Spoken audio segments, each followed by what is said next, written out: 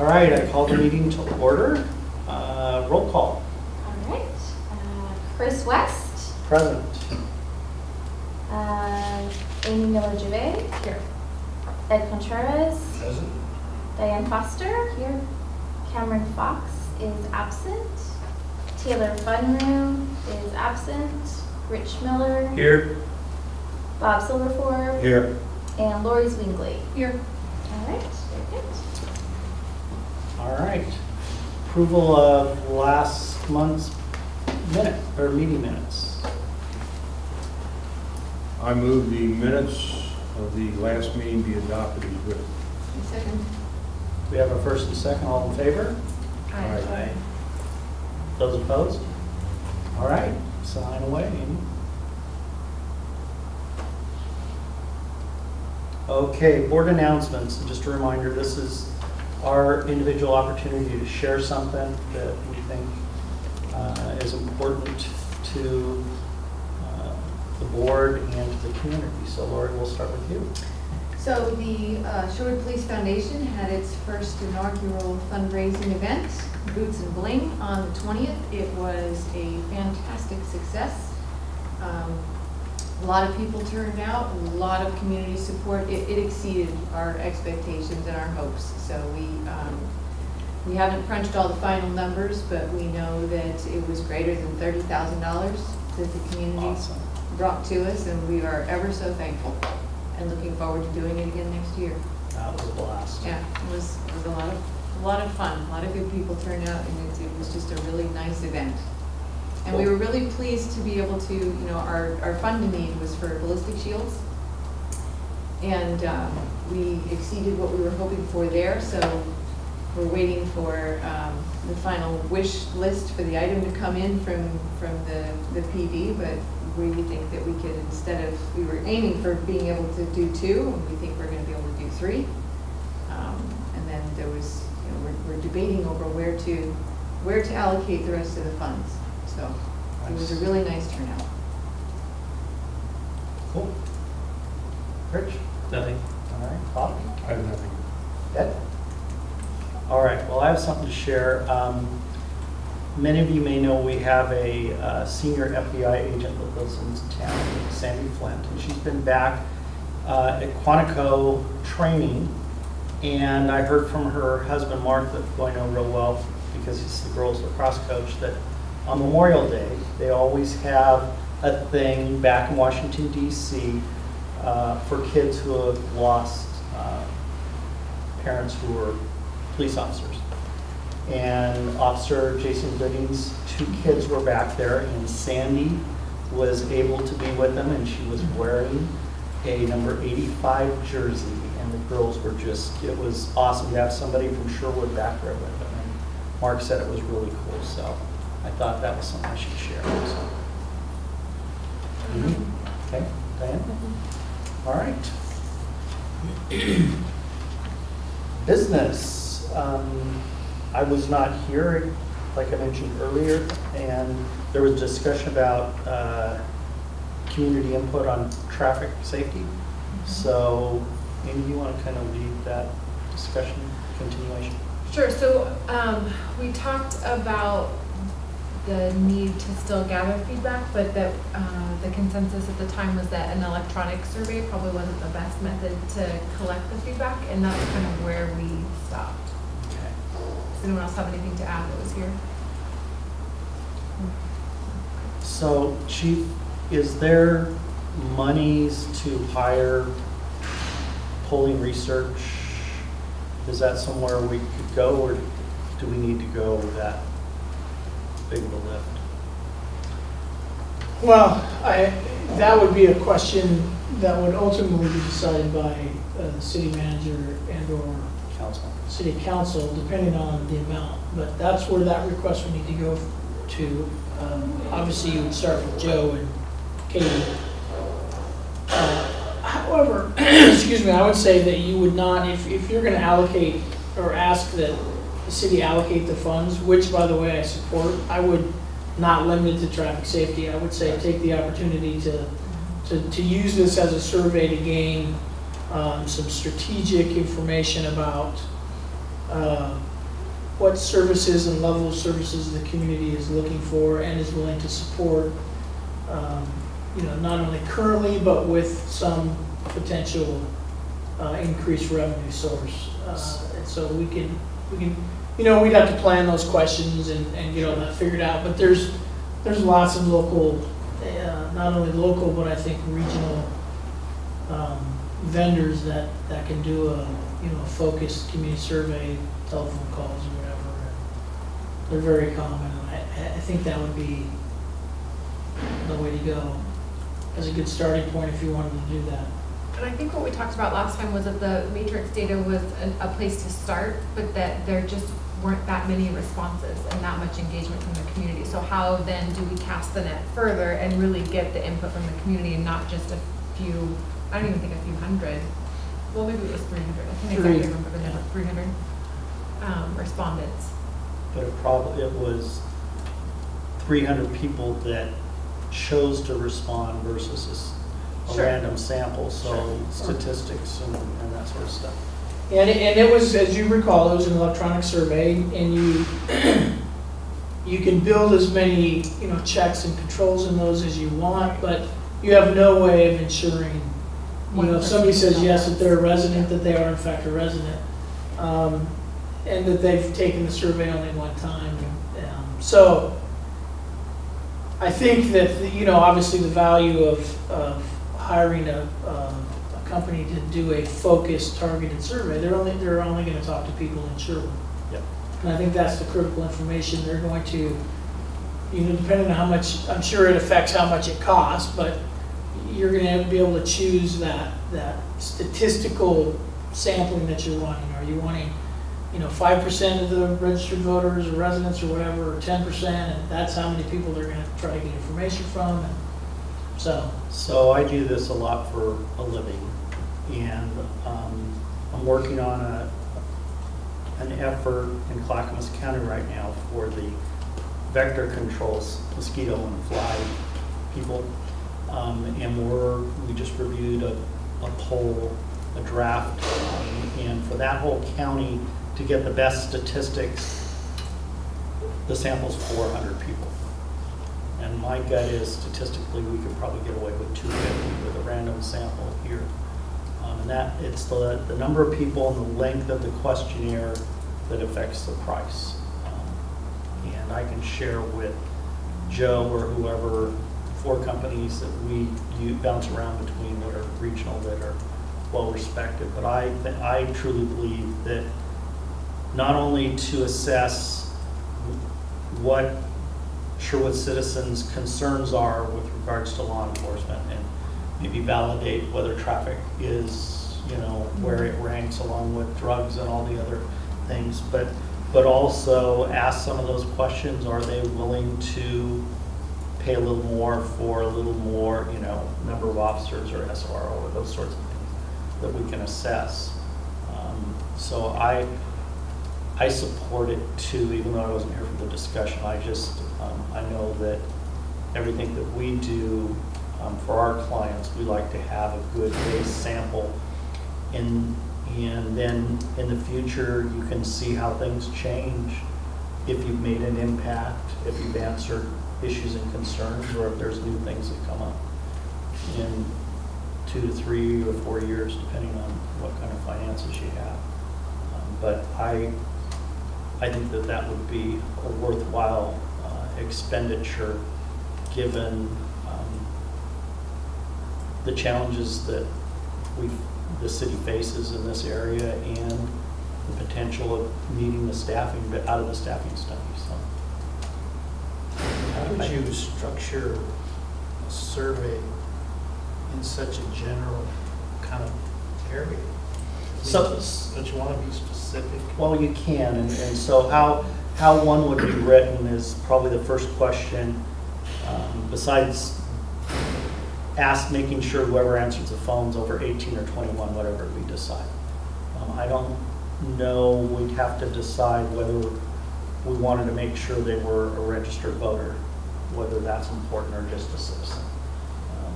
There's pluses and minuses, but the first thing would be, how do you feel things are going in Sherwood.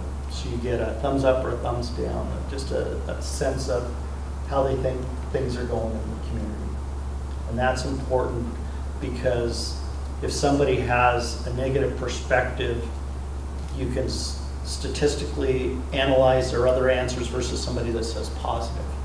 And then when you do a future thing, if that changed the percentage of people that say things are going good or things are going bad, you can see if there's been any movement in people's perspective of how the town is. And then you just ask, you can ask open-ended questions like, what's the most important law enforcement issue to you in Sherwood? And leave it as an open-ended question, but the person on the phone has a list so they can tally, and then there'll be others and they'll write in. And traffic, drugs, you know, the whole host of things. And then you can delve into things that you feel are concerned with regards to traffic on major routes or neighborhoods, those sorts of things. And you could have people rank their concerns, or you can have open-ended questions. And the open-ended questions clearly cost more than somebody ranking something. So, but you can get pretty specific, and normally, and then the last thing is asking the last 4 or 5 questions is usually demographic type information. Age, sex, income, those, do you own or rent, those sorts of things that just help when you analyze the data. To see what the sample looks like. Yep. How So many this- phone call, I'm sorry, go ahead. This, what you're talking about, Chris, is really a generic survey. No. You know, because if you're asking, what are your major concerns from a police standpoint? Okay. What if just a very small percentage says traffic safety?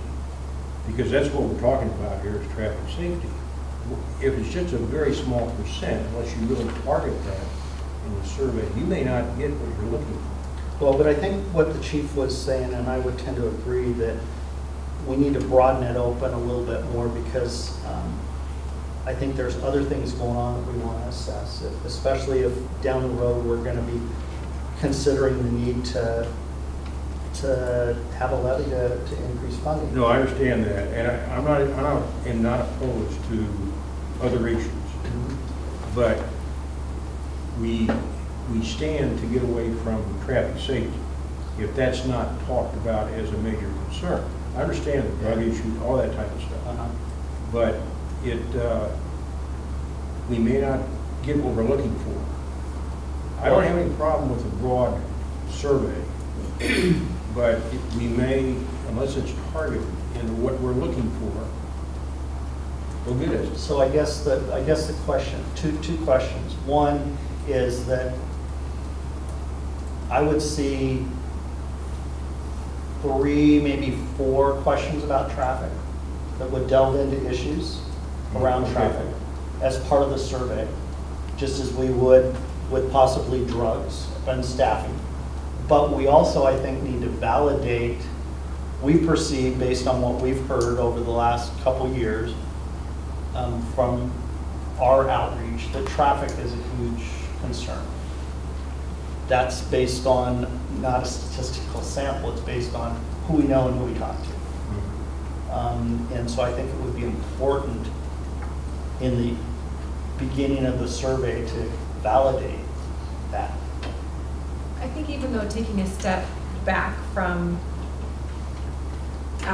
us defining what the specific questions are, we should just really define what our objectives are. What are we trying to gauge with this particular activity? And then if we are able to contract with a company, then that company, who are the experts in developing the survey and qualitative data analysis and whatnot, then they help guide us onto how they ask the questions and where it leads. So if, for example, if someone said, well, the top public safety issue to me is school safety, then that person on the phone is trained then to dive a little bit deeper into or delve a little bit deeper into the safety issue, and then they write up the qualitative results based on the themes that they hear and whatnot. So it might not, it may be exactly what Chris is saying, that traffic is important to the people that we're talking to, but maybe it's not important to the sample that the company talks to, and they're looking at it, and they're taking a much more scientific approach to who they're talking to, or at least that's the goal, to get a broader sample. And my guess is that it probably is going to percolate, because it seems to be all over the place in Sherwood as a concern, but who knows? Well, I guess two things, just to continue on this vein. First of all, if you go to Joe Gall and then to the city council, it better be pretty specific as to Sure. what you want to vote for. Sure. And secondly, I'm not a fan at all of telephone service. I get calls, we get calls and all that stuff. Who's got the time to spend 10, 15 minutes on the phone? Very few people. Personally, I don't think it's a successful way to go. That's my personal opinion. I would agree with Bob. In fact, that was going to be my question, is how many phone calls do you have to make in order to get your you said 400 people would be the target? No, that's what, for all of Clackamas County, that my client is willing to spend at that level. My gut, based on the size of Sherwood, 2 to 250 would get us the sample size. So my question then would be, how is this really any different than what we just did a couple of years ago? I mean, it seems to me that we already answered this, so why are we going to do this again? And how are we going to convince the city to pay, since we just did this ourselves by going out? I mean, we already know that we had the most success when we went out and talked to people ourselves, when we went to the festivals and just sat with people and talked to them. So how are we going to get the city to spend money on something like this? I don't disagree with you, because I don't generally like phone surveys either, unless it's an issue that's important to me, which then again skews your demographics, right? We're looking at convenient sampling, the people that are right in front of us, that are generally engaged in the community because they're at events and whatnot. But what does the average person at home who doesn't necessarily engage in the community, how do they feel? We don't know their response. I don't disagree with you. I'm just saying I don't think the methods that Matrix used are necessarily scientifically sound, because again, they were just using convenient samples of who's going to respond, and how do we know that one person didn't respond 15 times to really skew the results one way? You probably all know me by now, I'm very happy to go talk to anyone who will listen to me, and so that doesn't bother me at all. I'm just trying to make sure that we're getting the best sample data to help inform where the money or where the resources are spent. And there is, based on what I do for a living, a random statistically designed poll does give you meaningful information that you can extrapolate and build upon, versus those that have an extra grind or are super interested. And this is across the board versus those people that just show up to the events. But it's not, I mean, we're probably talking $7,000 to $12,000. And so whether that's a good use of money, I don't know. Chris, do you know, do they call landlines or do they have access to cell phones? Because they've our household doesn't have a landline Right. anymore, and I don't think that's uncommon anymore. Yeah, no, they, in the 2008 election year, the polling world realized that they had to deal with that. So no, it's all, they use cell phones, landlines, it's a mix, and they have, the pollsters that we use that are Oregon-based, they know the dynamics of cell versus landline kind of stuff, and the samples are all done. So they still get people to respond and answer, even if they call a cell phone, I guess. I guess, if you're getting... There are other ways, though, to do surveys besides phone. I mean, we just got solicited for a survey from Portland State looking at transportation in Oregon. And it said you are one of, I mean, there is language that you use and incentives that you use that will help drive people to hop on their computer and put in that tiny URL and fill out a small survey and put in their token number and whatnot, so you can control who gets it and all that good stuff. So it's not just about phone polling. There are other ways to get an appropriate sample. or a more appropriate sample, I think, than what we have. I just need a bit of clarification. So, am I hearing this correctly, that what we've done previously, although it was very good anecdotal evidence and information, it's not scientific, therefore we can't justify any kind of levy or tax, additional tax for our city for the needs that we have as in the police department and law enforcement. Therefore, we want to look at the possibility of doing a scientific survey to be able to bolster and or refute the anecdotal evidence that we have based on our work and based on the matrix study, whether or not we can legitimately support and support the idea of a levy or a fee to our citizens to increase the revenue for our police department. Is that a correct assessment of this discussion? Well, I think, how do you feel about it? Do you feel like you have enough evidence and data to put forth a request for whatever extra resources or to shift resources? My concern is that we're doing this interesting dance. We did the matrix study, and we were very open and upfront about the purpose behind it, and then we got pushback. So now we're going to come back and do another thing to try to get more support. And it's like there's a point when we need to listen to the citizens and just say, okay, this is what they told us. We think differently, but maybe we just drop this for right now and move on to some other business. Sure. It's just we as taxpayers and as citizens are constantly we say no, people come back and say we want it anyway. We say no, people come back and say we want it anyway. And I'm just wondering if we just need to wisely step back and just wait and just see how things transpire. I guess, and I don't disagree, Rich, with what you're saying, but I guess the one thing the matrix study did say we needed, or we should, let me rephrase. Matrix study said that we were understaffed for the challenges we face with the population, slightly, and that's why there was all the discussion about the stuff that we did with Washington County, moving the pieces around so that we had better coverage, right? Did the matrix study say that we could do a better job in providing the services that the city of this size needed or not? I would have to disagree with that semantic assessment. Okay. So,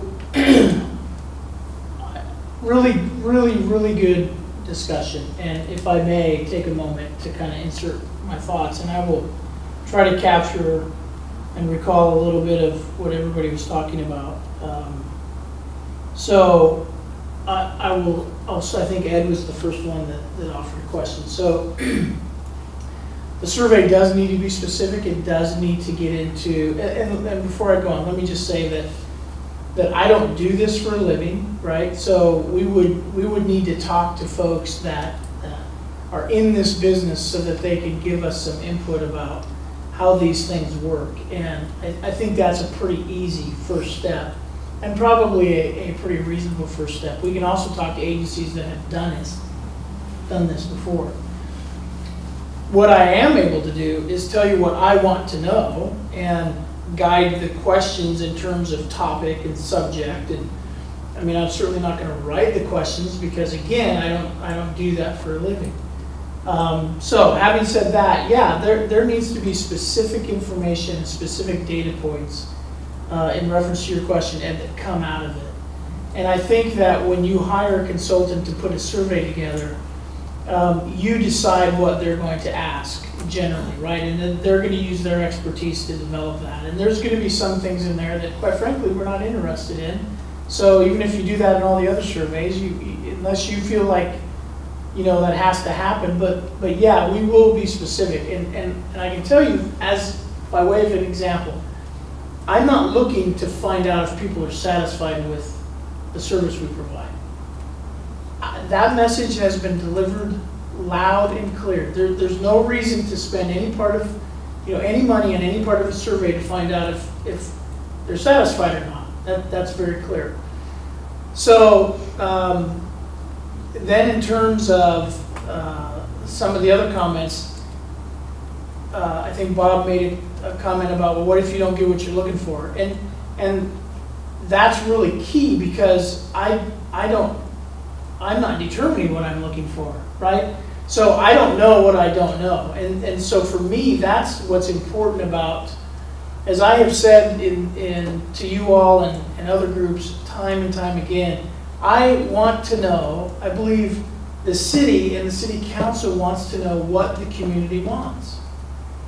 And I'm going to come back to the staffing study in a second, but I don't believe that as your chief, do not believe we're there yet.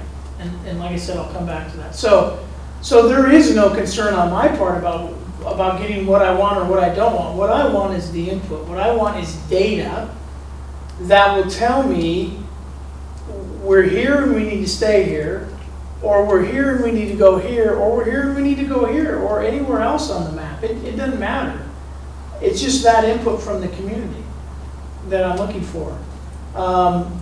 With regard to the telephone, or I don't know what works and what doesn't work. I'm just looking, maybe a mailer, maybe just some survey that folks don't have an opportunity, because I've done an online survey before, and I've sent emails out and we posted it and said, hey, go online through the city website and take the survey. That you can't even see scientific from there, right? That is. And I got 100 responses, and I could take those responses and say, wow, look at this. People really are interested in this. But I have no idea if that's 10 people that took the survey 10 times.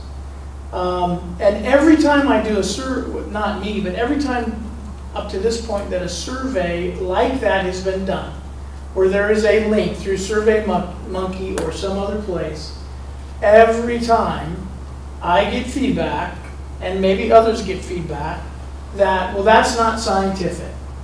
A bunch of people that had an axe to burn asked the question, or all your buddies took the shit. Whatever the case may be, that's what always seems to be this general sense out there that, well, we really can't trust that. So that's the problem, and that's what leads me to the point of saying, let's finalize this potentially so that at the end of the day, nobody can say that. Because we paid for a scientific survey, and it was controlled, and there was specific questions, there was no, so to eliminate that. In terms of the message, as Rich was talking about, I don't feel like I have a message, because the survey that came as a result of the matrix staffing study, in my opinion, didn't get me anywhere that I needed to be, because it didn't reach the numbers that I thought it could have and should have reached.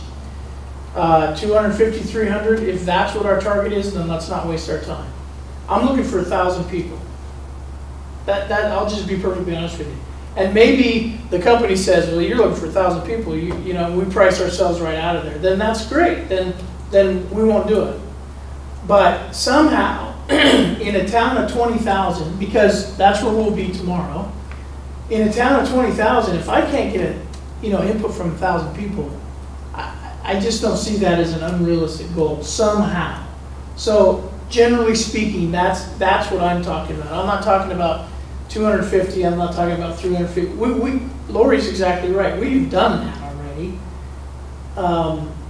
And maybe the only improvement would be scientific, but I'm looking for a stronger sentiment from the community. So I've got two points here. Number one, our voter turnout for the town the size that we have, almost 19,000 people. It was what, 8,000 to get people to vote. Mm-hmm. That's not a survey. In my mind, voting is a lot more important than participating in a survey. If you're only getting 8,000 people to come out and vote, I think it's going to take a lot of work to get 1,000 people to respond to a survey. I don't think telephone's the way to do it. because I'll hang up on it. I get them all the time, and I don't have time for that. And I don't have the time to respond to stuff in the mail either. Junk mail goes in the recycling. I think that if you had somebody knocking on a door or meeting you somewhere at the grocery store, hey, let me follow you to your car, can we talk as we go kind of thing. I think that people have a more difficult time turning you away face to face than they do when you're on the telephone or through the mails. So that is why I like the person-to-person connection. That was my first point. The second point is, where would the funding for whatever we're doing come from? Would it be the police budget or the general? So, the easiest response first, it would likely come out of one time. It would be considered a one-time expenditure. What budget it comes out of is really a bookkeeping feature. It would come out of the general fund. The money would be placed into the police budget, and that's what it would be. But it'd be a one-time expenditure, so it'd likely come out of reserves. I would not anticipate that it would have any negative impact on any other budgetary item, because one-time expenses don't. One-time expenses are approved as we just did in the budget process, based on available money and priority. So that's where I would anticipate the funding coming from this. Now, I am not here to disagree, but again, I'm just telling you, there's challenges with face-to-face polling. And that is, you have zero control over what is said at the doorstep of that resident. You have zero control over where that conversation goes past the initial thing. So you're really asking a lot of those pollsters, because they're probably going to be volunteers. We're not going to be able to afford to pay pollsters. So you're asking a lot of a volunteer to stay that hard on a script. And I don't have the right answer. I hear what everybody's saying. I'm just telling you what I'm looking for. And then the second piece of that is the value of the information that tells me and tells all of us, okay, this is where the community's at. The second piece of that, if a decision has to be made by council to put something forward, I guarantee you they're going to want to know that there's support out there and there's need to put something forward. So if we just use easy math, and our council liaison can agree or disagree with me, but if we just use, on that point, but if we just use easy math and we manage to get answers from 1,000 people, and 65 to 70% of them say, I would support additional funding. I get it, I understand, there's things I want to see happen out there. Council's going to take that information and say, okay, the need has been presented, the support is there, let's put this on the ballot. As opposed, if it was the exact opposite, well, why would we waste money to put that on the ballot if there's not support for there? That's an important component for the council to make these kinds of decisions, because we don't just, as you all know, routinely say, gosh, we need more money, we got to put something on the ballot. That is a huge deal. That's a huge deal. So that decision is going to be made very cautiously, and with a lot of data and a lot of information. And that I understand, and so I was circling back to my next point, which was where the money was going to come from for something like this, specifically because very recently I had someone come to me as a member of the advisory board and raise an issue with, and we've already talked about this, and I'm not trying to make an issue out of this, it's just an example. So a member of the community approached me and said, there's difficulty, we're having trouble, especially in the summer months, with the businesses down in Old Town who have tables out in front of their businesses. People are sitting out there and enjoying, their dinners or a glass of wine or whatever is going on in the area that they are, and people come cruising through on their skateboards in the middle of the table area. So you have wait staff trying to navigate, and you've got people trying to navigate, you've got dogs sitting underfoot, and you've got skateboarders coming through, and there have been issues. And this person came to me and said, hey, is there something that we can do so that we can keep that down to a minimum and maybe have the skateboarders go on the other side of the road or something? And I brought the issue forward, and the response that I got back was, well, we have done the best we can with the resources that we have available. And if we don't have resources to address that issue, how are we gonna get $7,000 to $12,000 out of the city to do any sort of survey, is where I'm headed. Because I just had this question come up and I was told, we've done the best we can with the resources. Okay. Two completely different buckets of money, I guess is the best way to answer that. So when you're talking about addressing an issue like that, using the police department, I'm talking about staff money. I'm talking about bodies, right? You all know that the majority of our budget on an annual basis is in people, because we're in the people business. That's how we provide the service. That's how we do what we do, is through people. And the small majority of, or percentage of the remaining budget is the equipment that people need to do their job. So when you say, when we're talking about this issue, one likely response is, well, we need to have increased enforcement. We need to have more presence down there to make sure these people don't do this. That's not going to happen without having resources, as opposed to doing a survey which comes out of, like I said, a completely different bucket of money, one-time expenses. It doesn't affect the budget. No one's going to say, well, if we're going to do this survey, chief, then you're going to have to lay somebody off, or you're not going to get this, or you're not going to get that. It's a different way of financing things. So I think we were looking at that from two different angles, because you, from what I'm hearing, you were looking at that as a personnel issue. You know, we need to put more bodies down there to patrol it and put eyes out there. I was looking at it as, can't we put a sign up to say, please put your skateboards on the other side? Yeah, there was a sign up there last summer, all year, signs on both ends. And it helped. So I mean, to get into the specifics of that issue, as I said, just so everybody's aware, that issue is caused because that sidewalk was never designed to be multi-use. I mean, it's a nice wide sidewalk, but it's the same as sidewalks everywhere else in Old Town. And the decision was made for the good of the community there and the businesses there to allow outdoor seating. It's lovely on a nice summer evening, but you're going to have interaction between sidewalk users. By the way, riding skateboards and bikes on sidewalks is illegal, but it's illegal everywhere in Sherwood. And we can't enforce it there any more than we can in a neighborhood right over here, unless we happen to be driving there and somebody goes riding down the sidewalk on a bicycle, and we're going to get out and say, hey, you can't ride on the sidewalk, right? I mean, that's what's going to happen. So what I was expressing was that I feel like the city and the businesses there have done everything they can to discourage that. There's signs that have been put out. I'd assume somebody has those signs. We'll put them back out this summer. But in terms of really cracking down and saying, okay, we're gonna sign an officer on busy summer evenings to be walking there to tell people, hey, you need to get off your bike. And they'll have community engagement. And I mean, there'll be lots of good things that happen. But we don't have somebody to do that. So that's what I'm talking about. So again, the two different funding mechanisms. So I just have another piece of clarification comment, is that I think going back to the funding issue, so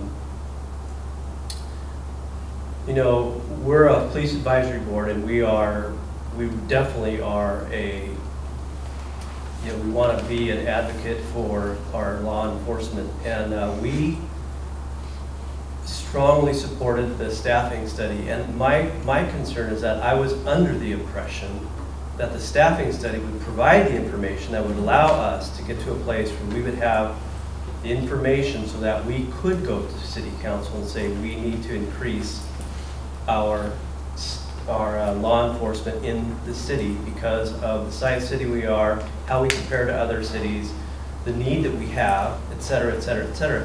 And so now we're being, this discussion is telling me that now we need another study to be able to bolster even more. And I guess that's where I feel a little bit of frustration, is that when is it going to be enough? And I hear what you're saying. You want real scientific data. I get that. But I thought that's what we were going to get from the Matrix study. And that's why I'm supportive of more information so that we can be very confident that we have the right police force for Sherwood.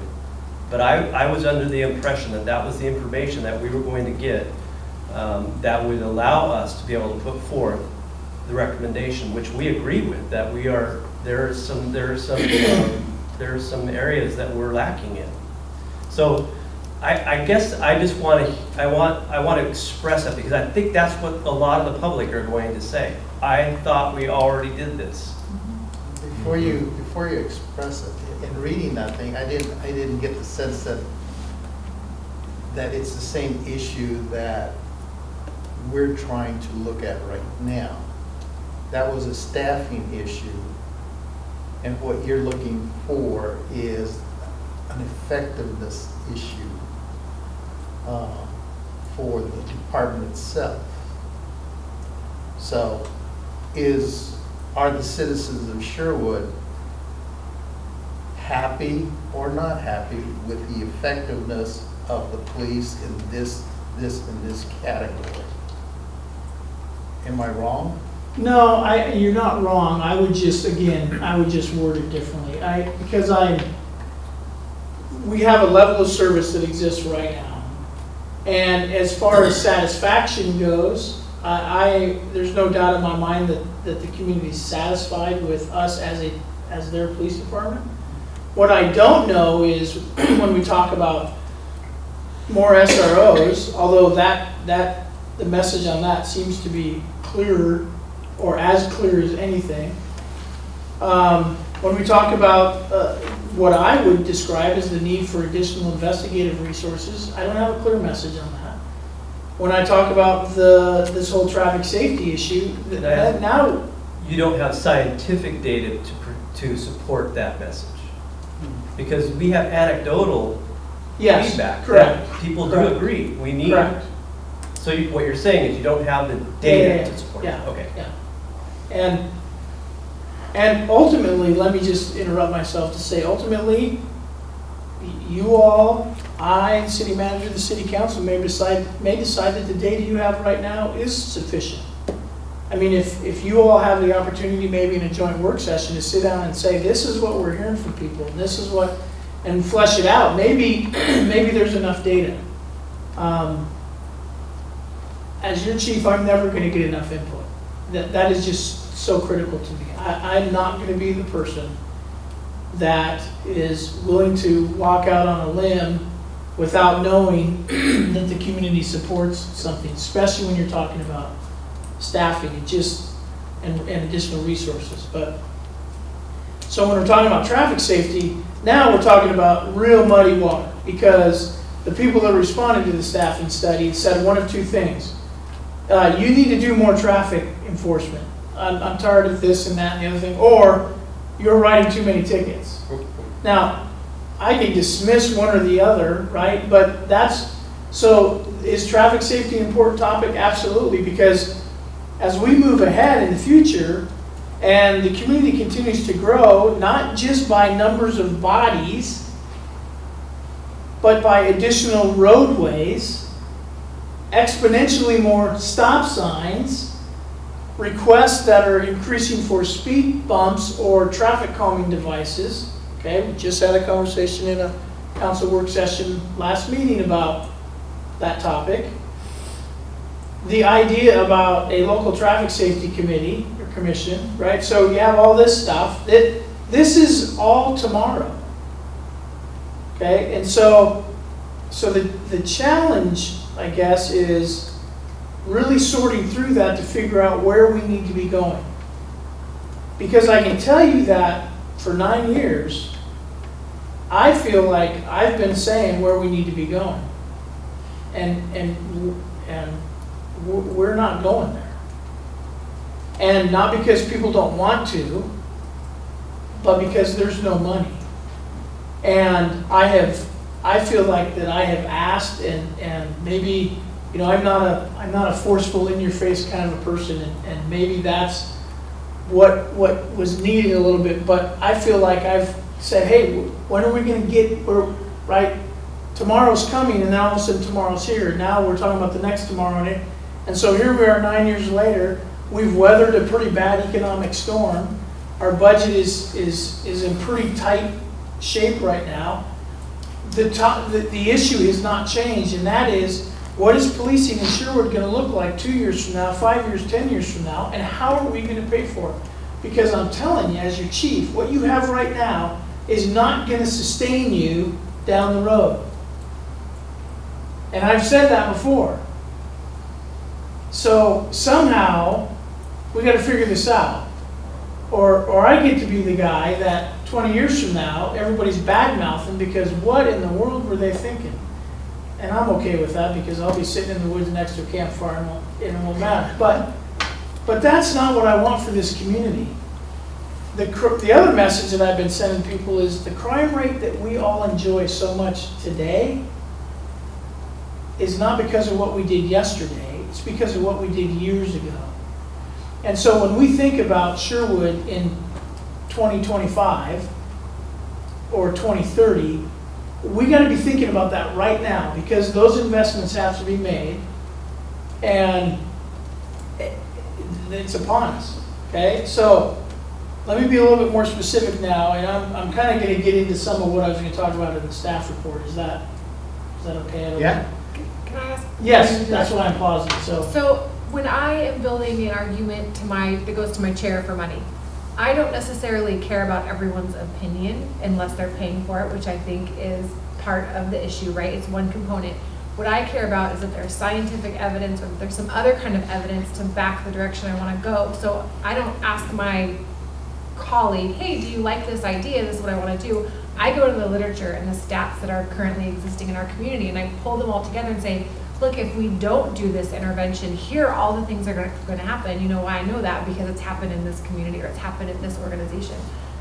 And then once he says, okay, yay or nay, then I can start talking to my colleagues and getting their opinions about, okay, this is the direction I think we're going to go. This is where we want to put more resources. Will you support and will you back it? Because you have to get that buy-in, right, to head in that direction. So, but it's that outside evidence to me that really helps make the argument, not necessarily about what the lay person thinks. We have to get their opinion because they have to pay for it, right? Right. But not, you have to help them understand why it's so important that they go in that direction. And that's the data I feel like we need to have. And I think you're right on the money, especially coming from city council and what we look at. We get a lot of opinions. We will have two completely opposite opinions on the exact same subject in a 4-minute time period. And we've learned to recognize that you can't make all your decisions based on an opinion. And so I think, to your point, getting data from other regions who were where we are now 10 years ago, even Tualatin is growing fast, but they're ahead of us. So being able to take data from there or just surrounding communities, whether it's in Oregon or outside of that, and say, look, here's what we see, this is the trend, which personally I think is probably easier to get and maybe a little cheaper than trying to get a bunch of 20,000 people's opinions. That's what is more motivating. I know, speaking for myself on city council, but also I think to my peers and other councilors, is every time something comes up, whether it's a police staffing study or YMCA or anything, the first question is, what are the surrounding communities doing? Or what did they do? And that data has much stronger impact than citizens' opinions because we understand how that works. And there's some level of where I agree about your 1,000. If 1,000 people, we can't get that out of 20,000, then people probably just don't care that much. But you know, and so if you really have an opinion, you make time to make the phone call, take the phone call, go to the police department, get online. That's what you do. If you're like, oh, it'd be nice, but whatever, I'm gonna go about my day, then for me, those opinions are less important because they're fine with the status quo. So if you can't find 1,000 people out of 20,000 to really like be interested over time and with some effort, I don't mean that they're all gonna come out of the woodwork, but that speaks to the level too, for me, of what citizens want. So I think that many points are valid because I also don't answer my phone if I don't recognize the phone number. So unless they're going to leave a message, I'm probably not going to call them back. Or text me. Yes. so, Chief, before you go into the more staffing stuff, I just want to close the loop on the public opinion research, since I do a big chunk of this for my living. the pollsters that should be considered would draft based on direction and input from the body. The first thing that they do, that we have them do, is they contact local jurisdictions and ask for their questionnaires to see questions and kind of results, to see if stuff does even make sense. You know, you prepare a question, and that's what we're doing with this mosquito stuff. We reached all the way into California. Now, your goal of getting 1,000, let me just say, for a statewide, super important election item, the sample size for the state of Oregon is 600 to 800 tops. In the state of California, or in the state of Colorado, where we do a lot of work, an 800-person poll gives us plus or minus 3% and 95% confidence in a statistic sample. So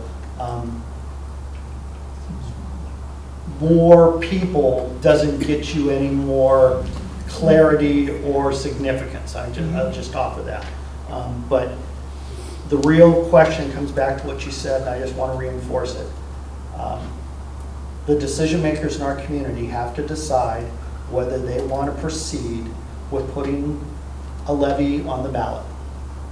And the rule of thumb in my business, if right out the get-go your initial poll isn't north of 60%, you're going to lose, especially on a tax measure. Okay, that's just the reality. If you're in the 70 percentile, they've got, the decision makers have all the cover they need, unless some tragic thing happens before election day, or before, in our case, ballots mailed out. It's going to pass. If it's in the 55 percentile, you're rolling the dice, because when it comes to an election and taxes in there, people may say one thing on a survey, but when they're voting, they increase in their taxes, they vote the other way. So that's just some input that I have, that I think if our goal is to put before council whether we need to increase the funding for the PD, we're going to need some kind of assessment that has some statistics that relate to a ballot measure. That's just a reality, or I wouldn't make a decision. And a consultant that would advise them wouldn't. So that's all I have. Good. Did you want to, since we kind of got a break, do you want to go ahead and go through council news, and then I'll come back to my shtick? It's up to Councilor Harris if she wants to do it now.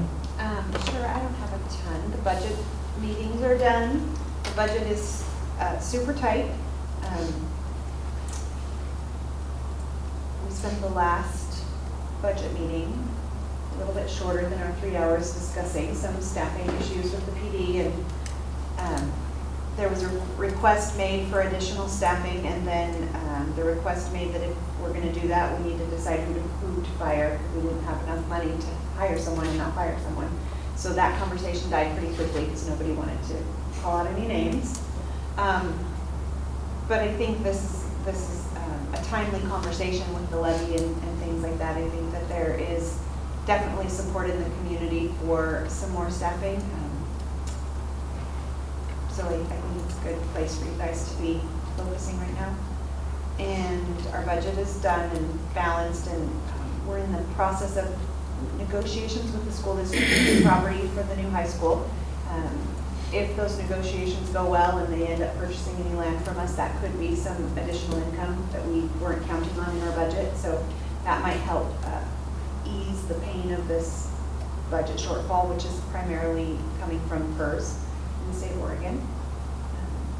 And those negotiations are ongoing, but of course the school district is really hoping to get them done quickly because they have a very short timeline to build the second largest school in Oregon. The YMCA, TRPRD, and study, which looks to me personally, my own opinion, to be the two primary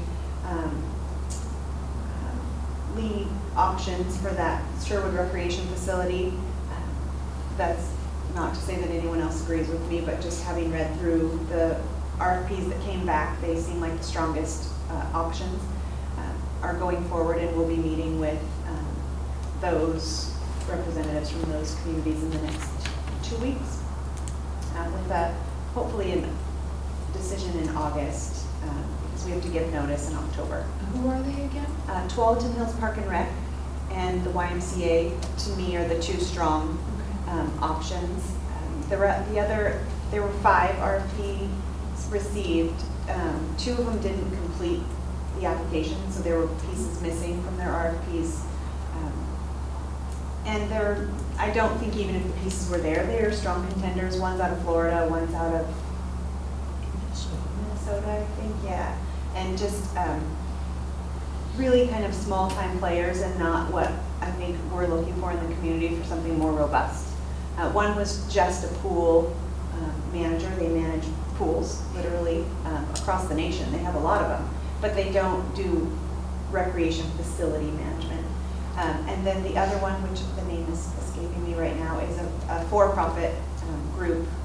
And their presentation was fabulous. I just don't see it. I have some questions for them.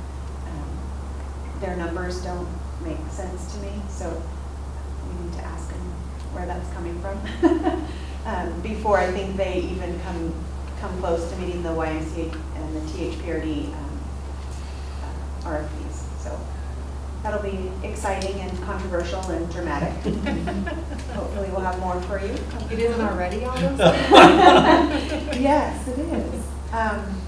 Dan King, Councilor King, announced that he is moving out of the state of Sherwood. I just boosted that. Yeah, there we go. The city of Sherwood. So he is resigning from the council, and there will be an open position, which I assume will probably have someone appointed to until the November election.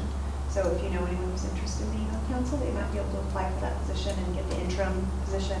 And if they don't want to do that and they just want to run, it sounds like we'll have an opening in November. Yay, more elections and signs. The cannabis petition thing, they did gather enough signatures, and they are having them certified right now to make sure that they have enough to go on the ballot. So we'll see that probably at council, I guess, in the next couple of weeks.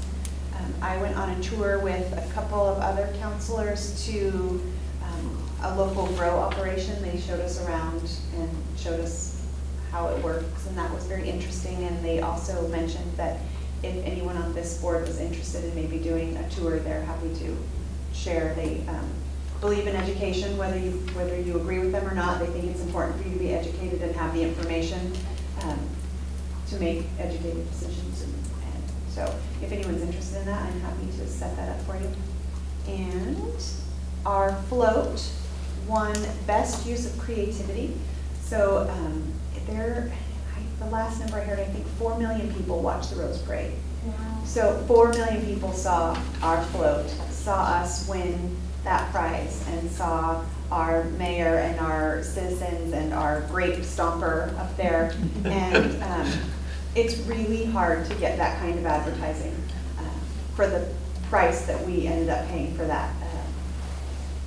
Our float tends to be the favorite mini float of all of the towns for the judges. They love it. Leah over at the Center for the Arts kind of led that with her husband, and they just did an amazing job. If you haven't seen the pictures, go look at them. I mean, the Rose Parade is one of, I think, the only one left that requires your float be all natural product. So it has to be all living at one time product. That's the way the parades used to be back in the old days. And the Rose Festival in Portland is the only parade who still has that requirement. So it's kind of neat. And if you haven't gone and volunteered to work on that float, it's a really fun experience. I had, when I was working for HSBC years ago, we had a big float in the parade, and it was so fun. You just glue on these little flowers, and to see how they map it out, and to see the work that goes into that, and then see it done is really incredible. And even on the mini float, stage. It's really neat to see how they do that. But that was really an amazing thing for our community, and I think the tourism that can come out of that, and they have kind of gone with festivals. They did the Robin Hood Festival last year to sort of bolster that part of the tourism, come to Sherwood and have some wine or do the Robin Hood Festival. And I think that we're not set on doing different festivals. Eventually we're gonna run out of festivals, even though we do have a ridiculous amount in this town of events during the summer. But if you have any creative ideas about what themes our float should be, we're always open to hear that and take them into consideration. So I just think if you happen to see Leah and her husband doesn't work for the city or anything, and he probably saved that float. He was amazing. So if you see Leah at the Center for the Arts, tell her thank you. They worked crazy hours on that. So, and then it was open to the whole community to come and work on it, which is really neat when you're sitting at home with your kids and you're like, oh, look, we did that float. It's really fun. That's really all I have, unless you have any questions for me. Oh, budget committee. We still have positions open on the budget committee. Now that I talked about how wonderful it is. And Bob shared about how exciting that committee is. But it is an important committee, and it's nice to have differing opinions. Sometimes, like this year, there's just not a lot of room to make any changes. But sometimes there is, so it's really, I think, an important piece. And if you have opinions about it, it's even more important. So, thank you. Thank you. Chief? Okay, so as I indicated on the agenda, I gave you some information, and which is really kind of right in line with the conversation that we just had, but I really feel like there's more follow-up that we may want to do from the staffing study. And so I guess I throw that out to you as a question. Do you feel like, hey, I've read it once, twice, 7 times, and I really have a good feel for that? Or maybe another potential option is I haven't read it completely and I really don't want to. I'm relying on you to tell me what it says, or whatever the case may be, we need to chew on it. I guess I'm wondering from you because, I could put together some kind of a follow-up report and do that, but I don't want to do it if that's not something you're looking for. I feel like there's, so let me just leave it at that, and then I'll come back to what I'm going to say next. But So you're asking us if we want to follow up in terms of what's been done with this staffing study, or whether no, we what's know in the staffing study? Oh. What does it say? I haven't read it cover to cover, but I've read like all the bullet points for the most part. I do not remember now. I don't even remember what I ate for breakfast this morning. So if we're going to talk about it, I would like to go back and review it again to refresh my memory. And I'd agree, because I think we as partially this board, but also as a community, spent a lot of time with one recommendation with regards to Washington County that caused a lot of the other things that were in that report to be just pushed aside. So I think it would be good to take time, both personally and as a board, to go through it again and refresh what's in there so that we can identify what things have changed since it's been done and what's still pertinent. I think that's important. I read it and I didn't like some of the recommendations. I would agree with Chris. I think that so much attention was placed on Washington County taking that shift, and everything else was just pushed aside. But it's been quite a while. I read it, I'd say thoroughly once, and then glanced over it a second time. I probably would want to individually go over it again just to refresh my memory.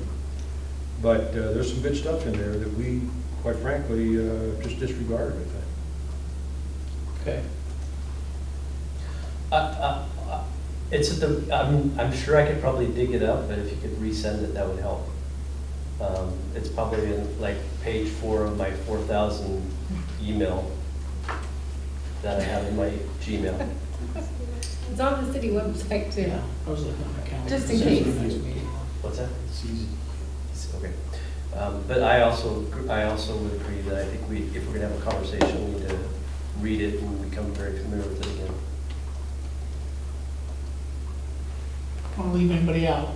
I was just gonna say, I think when I read it, it was, here are some needs that could be met, and Washington County is one way to meet those needs. And now that we've opted not to go with Washington County to meet those needs, we gotta look at those needs again and say, how do we meet them?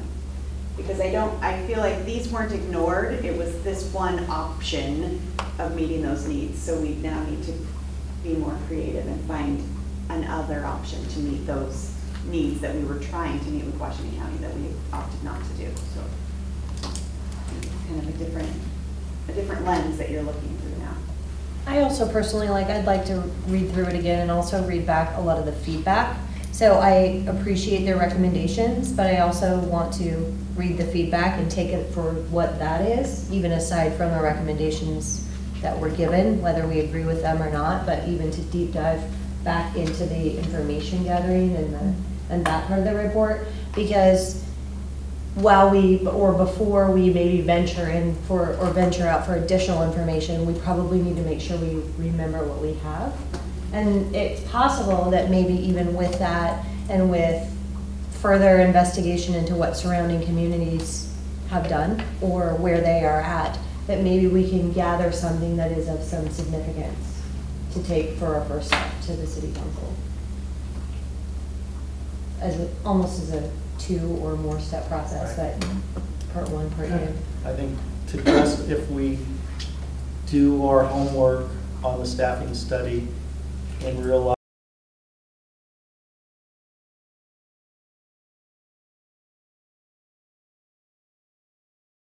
that there is a need, then we go to the council and say, based on this, we think an investment in X to help further assess whether this is a good idea is the way we should go. We're not there yet. Good. Well, when the last conversation was held on the, what's been known as recommendation number 6, which was the Washington County idea, at the end of that, the mayor and I think other councilors agreed that kind of the ball was then in the city managers and my court. So that's why I get that input from you. So I think we need to do a follow-up and follow-up report. So that's what we will try to do. And I think at some point, you may want to consider as I said, a joint work session. And I've got a lot of feedback that I've got here. But here's what I want to tell you. As I put this together, you need to know that there's some challenges with that staffing, with the report, not the study itself, but with the report. And I'm going to share some of those challenges because I'm just going to have to face them. And some of this, it is not my intent to attack the report, but I'm going to have to face those challenges and highlight those for you. So let me give you a couple examples. As I've obviously have read the report multiple times, and I continue to refer to it on occasion for bits and pieces. But number one, it seems like there's conflicting information in the report. And I'll give you examples of all this that I talk about. On the one hand, the report talks about staffing being sufficient, patrol staffing, yet a recommendation was made to add a body simply to go to the 12s. So that's conflicting to me, and I have a problem with that deduction. So that's an example. There's other examples of that, but that's one example. There were some issues that were not fully addressed in the report for me. A couple examples is supervision. Our level and amount of supervision became a topic of conversation immediately during the process, during the study itself. The importance of supervision was alluded to in the report, yet there was never any recommendation outside of the 12-hour shifts about what supervision should be. That's troubling to me because that's a huge issue and really is a big liability issue for the city. I felt that was left unaddressed. In terms of what they refer to as patrol staffing, they talked about one key of that formula was officer availability. And if you remember, or maybe you don't, but they said that our average officer availability in a calendar year was well within the normal range, and ours ended up at 0.72. So for every one officer, one position, it amounts to 0.72 because of time off, court, all those things that pull the officer away. Well, that was never expounded on like it should have been. And yet the conclusion was made that patrol staffing is adequate. And the problem is they didn't explain in the report that what I believe they were saying, or what they should have expounded on, was that when we put 2 police officers out on the road, that's adequate staffing. And it is, based on our call load, based on the amount of proactive activities they're able to do, based on all of that data. 2 patrol officers is adequate staffing. By the way, the other thing that they mentioned on supervision was recommendation that supervisors should no longer be part of the call load.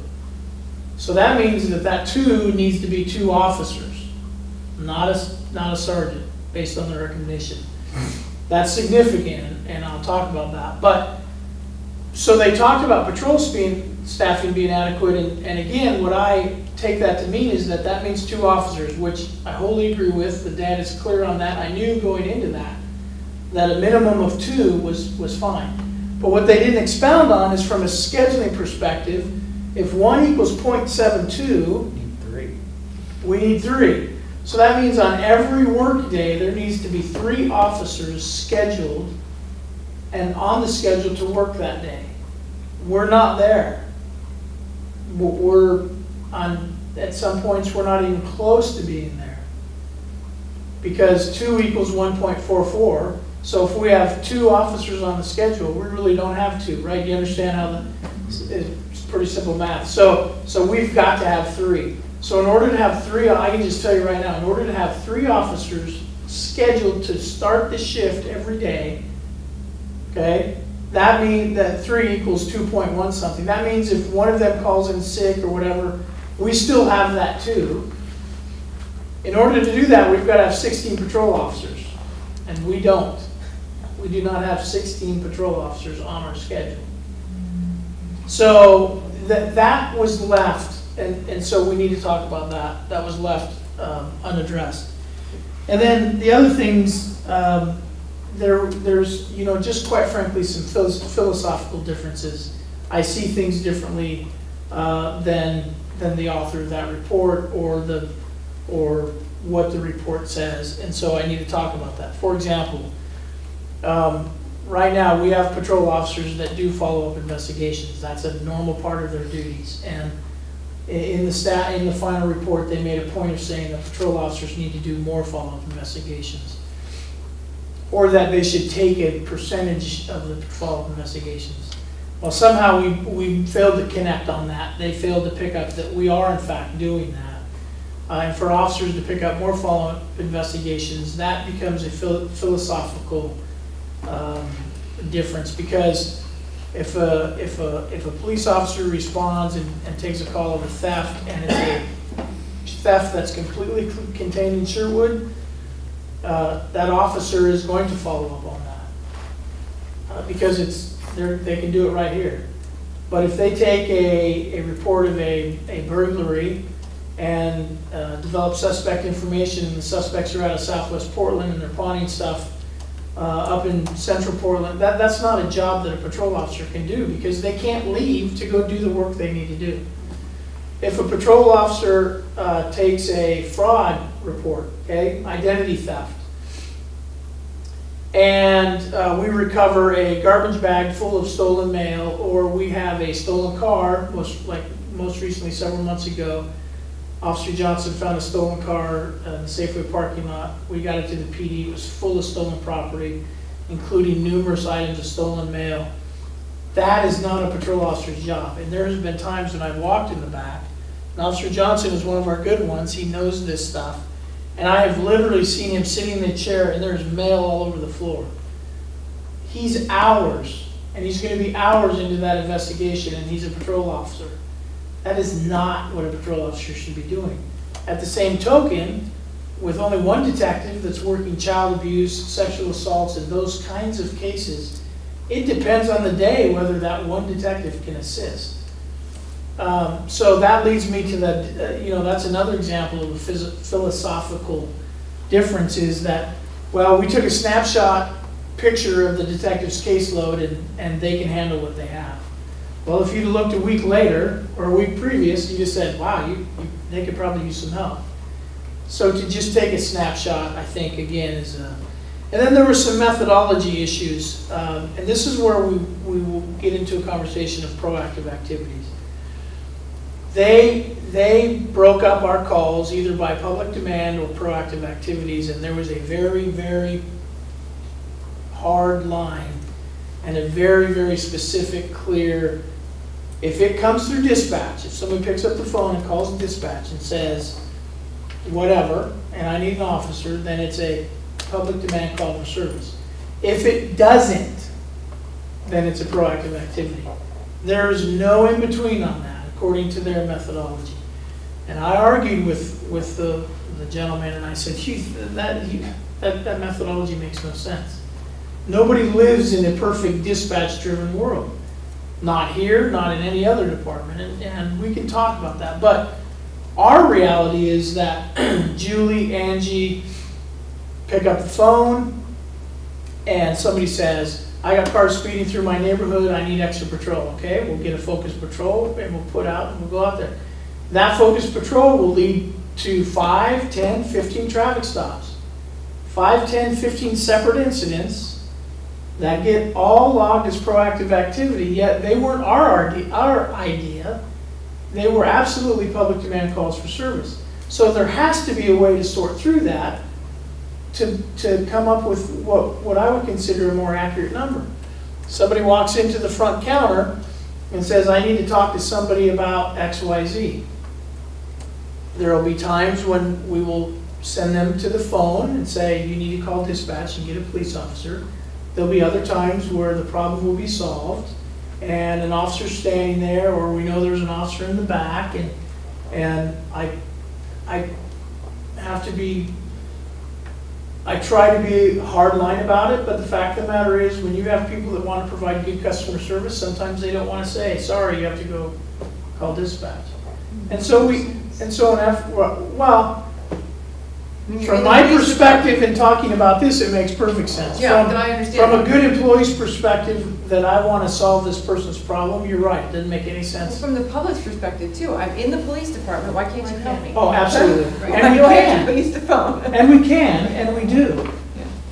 And that's a public demand that somebody came to us with a problem that we solved. Yet it goes under, proactive. So that's significant to me, not because the data that they reported is going to be way different, but it would affect it just enough to where it would make more sense. Because right now you say, well, on average you have 69% proactive time. That's a little bit higher than the norm. The normal range ends at 60. So if we look at this with different methodology, do we end up at 65, 59? Don't know, because we didn't run the numbers that way. And then the other part of that proactive activity is that during these certain hours in the middle of the night, which is what led to this recommendation number 6, your proactive activity gets as high as 96%. Absolutely. It also does in this community, in this community, in this community, because guess what? When you live in a bedroom community, people are in bed. And they're not calling the police unless something really bad happens. So the fact that there's a high level of proactive activity should be cause for applause, not concern. We haven't had a chance to flesh that out. We need to flesh that out. So there's some of the things in there that we're going to be, not forced is too strong of a word, but that we're going to need to talk about. The challenge for me is always from the beginning, Ben, as I go through and read this and hear things, is that there's also a lot of good information in that report. report. And so how do I come out? You don't want to be the guy that comes out and says, well, that's not worth the paper it's written on. Well, we just spent $40,000, or almost $40,000. And there is a lot of good information in that report, but there's those things we can talk about. I have heard several times tonight, once from you all, and once from one of my city councilors, that they want to know what the surrounding communities are doing. We want to have comparable information. If you read the final report, that's not allowed. So again, that becomes problematic because we have to address that when there's a very clear message that no, we do want to hear what surrounding communities are doing. And that tends to kind of tickle a little bit towards that ratio stuff that they spent almost a full page and a half talking about how bad it was, which, by the way, is another. We agree in part and disagree in part. I think the ratios are effective to use within a community. In other words, here's what our ratio is in Sherwood today, officer per 1,000, 2017. Well, what was it in 2008? What was it in 2000? What was it? I think that's wholly useful and wholly appropriate. Now, if we compare our ratio today to, well, what's the average ratio? Yeah, that's worthless because every community is different. But if we stay within our own community, I think there's some value to that. But so that's my challenge: is we're gonna follow up with this, but I have to do it in a way that's, you know, not just contrary to the process, because I think the process was valuable. I think there's a lot of valuable information. I think we have to follow up with that information and talk about what it means. So that's really kind of where I'm at in terms of that. And then the other thing I want to say, I just want to make an important point that if we ever get to that place where we're discussing going to the voters or looking for additional revenue, it's important to understand that there's two ways to do that. Everybody always defaults to a levy, but there's also a fee that can also be voted on and can be implemented. And there's good things about a levy, and there's good things about a fee. Okay, so a levy is a tax, and it affects property owners. It doesn't affect residents, right? It affects property owners. So if Rich owns a small condo area, he's paying the property tax and the levy. The 50 people that live in his condos aren't, unless he chooses to pass that on somehow. A fee goes to everybody that uses utilities, right? Every utility customer, it would be based on utility. To me, that's advantageous because that goes to everybody that is living in the city, in the community, and either drawing or potentially drawing on the police services. Okay, so there's pros and cons to both. A levy is going to be in place for 5 years. You renew it, it gets renewed, and then what if you, at year 7, decide something has changed and we don't really need it? It's staying until, I suppose you could take some vote or something to put it away. A fee, council has the authority to remove a fee at any point. They don't have the authority to implement a new fee beyond 2% without voter approval, but they have the authority to remove a fee. So again, there's pros and cons, but keep that in your mind because there's two different ways to look at that. And a lot of communities are finding that fees are far more advantageous, far more equitable than a tax-based levy. So, Can I ask you a question? yes. My niece lives in Newburgh, and she was just reading her water bill. And on their water bill, they had a community, I think she said community policing fee. Yep. Is that? That's what I'm talking about. Yeah, Newburgh has it, Oregon City has it. Those are the two right off the top of my head that have a utility-based police fee, public safety fee. So right now, today, we don't have an additional levy or fee for police. It's just out of the general fund tax base that the city operates on. That's correct. Okay. The other advantage that I see with the fee is that it will put a little bit more onus on the council in terms of the budgetary process, and that, because eventually you want to remove that fee, and that'll allow them time then to find a way to fund it in the general fund. Whereas a tax, especially if it's long-term. And there's just such a negative connotation with tax that as much as people love and want to support the police department, just the idea of tax, and then I agree with you that it's not as equitable. Do you have another question? I think she said it was like $2.88 a month. Yeah, That's what she was paying. It was a pretty small amount, if you think about what you get for that. Well, obviously, it's a math formula. How much do you need, and how many people are you applying that to? And It's just like any other tax. I mean, you get your water bill and you've got, yeah, I've gone from not paying any water to a great big one, you know. I understand the need, but you keep adding to that. The fee, to me, you hear from a lot of voters, it's getting to be just like a tax, okay? right. Cities, Well, it is a counties, tax. they don't It's just a want to different form tax of it. a They tax, don't want right. to use the tax anymore, so they're gonna fee you to that. So Right. you're gonna end up with the same fight. Yeah, it's Just who it's it's no for. different. It's just a different way to apply it. And again, it comes to how do you want to, what's the methodology you want to use to apply it? Do you want to focus it on based on property values? Or do you want to focus it based on utility customers? But yeah, you're right, Ed, it's a tax. I mean, you can call it a fee, but that's how to distinguish between those two options. That's helpful. Any questions not related to anything we've talked about for me?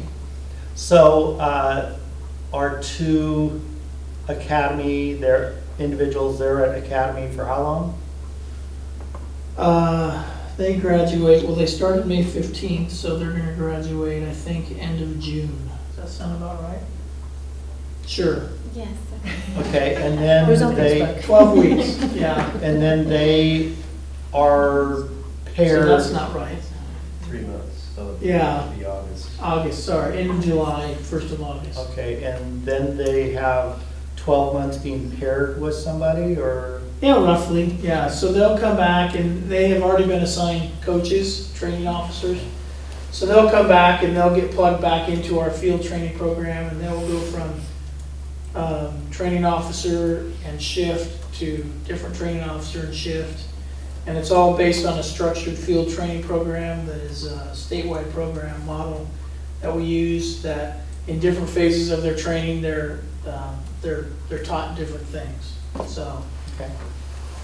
and then once they complete that, they're signed off and checked out as they progress, and then they get to their final coach and their final phase, and they will go into a phase where they drive the police car and first they have a non-uniform coach. So the coach is now slowly withdrawing. First they're not in uniform, so that the uniform officer has to do everything, but the coach is always there. And then they go into where they're driving the car by themselves, and they're just kind of following along, and if they get a call, the sergeant or the coach may make sure they're there, and once they get final checkout, as I said in the council meeting, they get the day that every recruit dreams of, where they are, and I'm sure Ed remembers, where you're finally in the police car by yourself and nobody's watching, and you just get to be your own cop. And you're scared. Yes, yes, absolutely. Is there a requirement in terms of how long they have to serve with Sherwood before they would be open to or available to go to work someplace else? I can't believe you would even broach that topic. I would just hate to see us put all this energy and investment into these folks, and then a month after they are signed off, they get picked up by. And that's a good point. And we are very proud, not just me, but we are very proud of our retention rate. It's very good. That's not to say that we haven't lost people, but we've lost people that you would say it's probably almost predictable. So there is no requirement. Okay. However, there is statute in Oregon that if they have less than 3 years on, the original hiring agency can invoice the second agency for recovery of the training and salary costs. It's a graduated scale depending on where they are within that 3 years. So if they're inside the first year, then they're lockstep Sherwood folks. I mean, they, you know.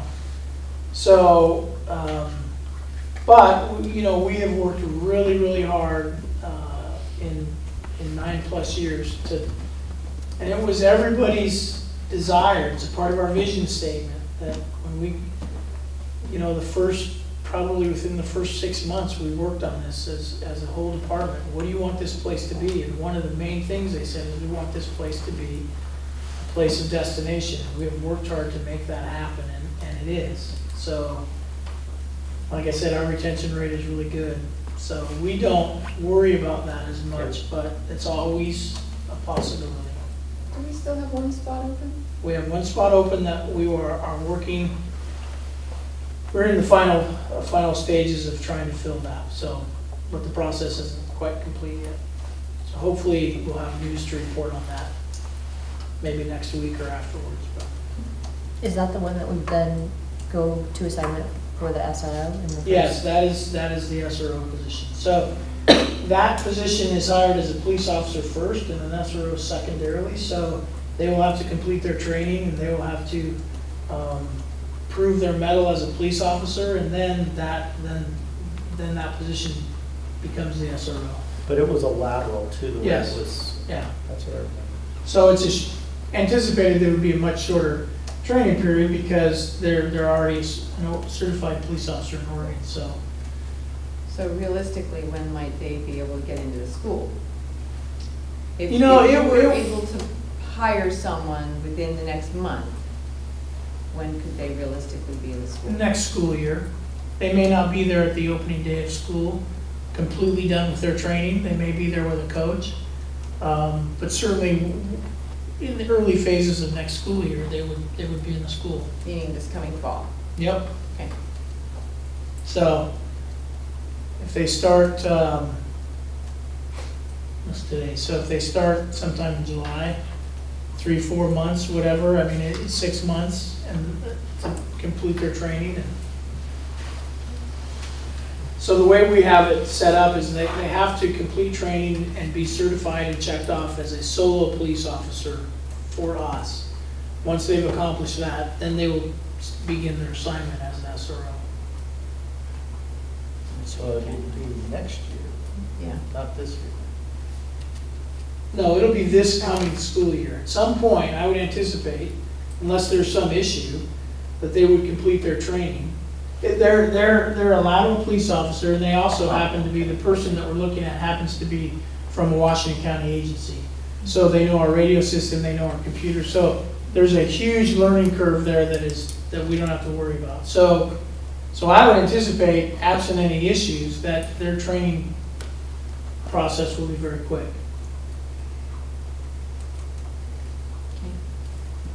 Great. Anything else, Chief? No? All right. No other questions? All right, citizen comments? Okay. I think we're adjourned. Thanks, everybody.